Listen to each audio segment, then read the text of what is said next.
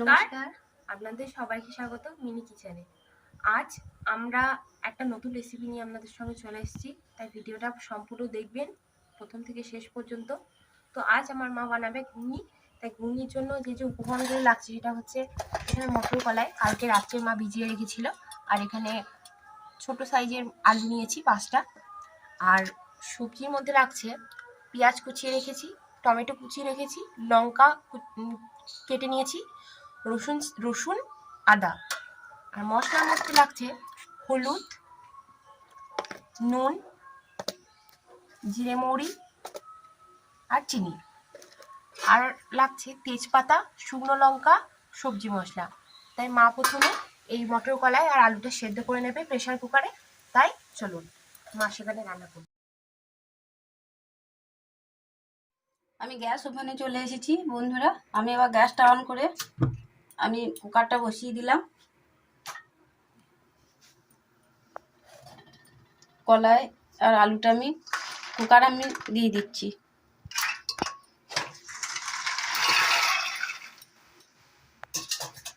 কলাইয়ের মধ্যে অল্প একটু সর্ষের তেল দিয়ে দিচ্ছি, আর অল্প একটু লবণ দিয়ে দিচ্ছি।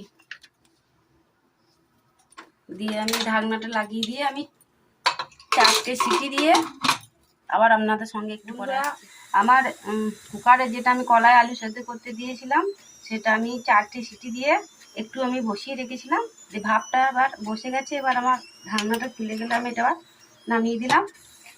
এবার আমি ছোকের জন্য আমি এবার কড়াটা বসিয়ে দিলাম।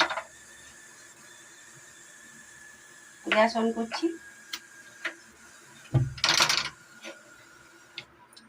এ দেখুন বন্ধুরা, আমার কুকারে কলাই আর আলুটা আমার সেদ্ধ হয়ে গেছে। এবার কড়াইয়ে তেল দিয়ে দিচ্ছি। তেল দিয়েছি কড়াইয়ে। এরপর আমি জিরে দেবো একটু তেলের মধ্যে, ফোড়নে জিরে,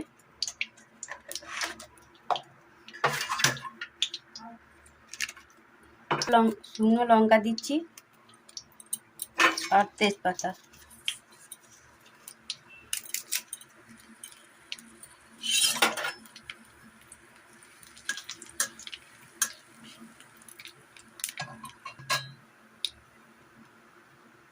জিরে, লঙ্কা, তেজপাতা এটা আবার গরম হয়ে গেছে, ভাজা হয়ে গেছে। আমি এরপর পেঁয়াজ দিয়ে দিচ্ছি।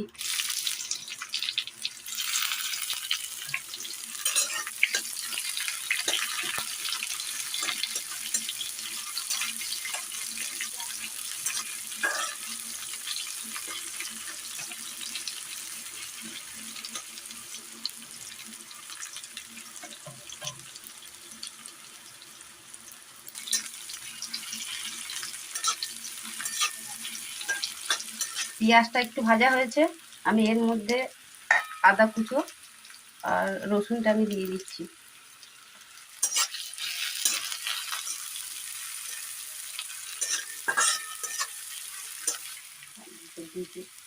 পেঁয়াজ, রসুন আর আদাটা আমার ভাজা হয়ে গেছে। আমি এর মধ্যে কাঁচা লঙ্কা যে কুচোনো আছে আমি সেটা দিয়ে দিচ্ছি। তারপরে আমি টমেটোটা দিয়ে দিলাম।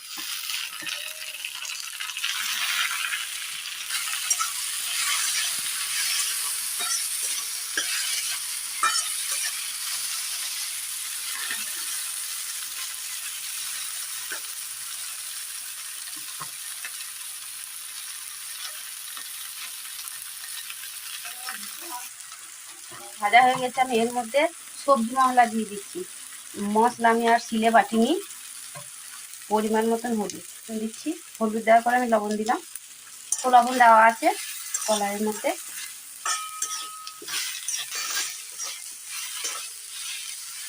আর অল্প পরিমাণে আমি চিনি দিয়ে দিচ্ছি।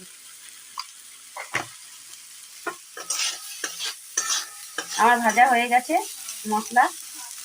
আমি এর মধ্যে এবার সিদ্ধ করে রাখা কলাই দিয়ে দিচ্ছি। কলাইটা আমি সেদ্ধ করে নিচ্ছি, আমি এবার ঢেলে দিচ্ছি। আলুটা যে গোটা ছিল সেটা আমি হাতায় করে গেলে নিয়েছি।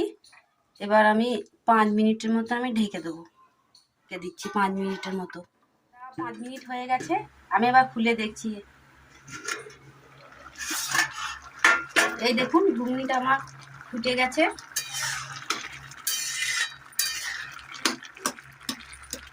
দেখুন ঘুগনিটা কালার আমার খুব ভালো এসেছে, খুব সুন্দর লাগছে। সেটা আপনারাই দেখুন।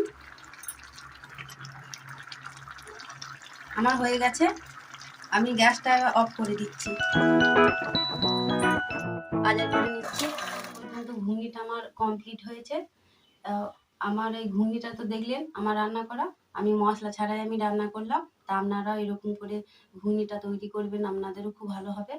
আর ভালো লাগলে কমেন্টের মাধ্যমে জানাবেন আমার এই ঘুগনিটা কেমন লেগেছে। নমস্কার, আপনারা ভালো থাকবেন।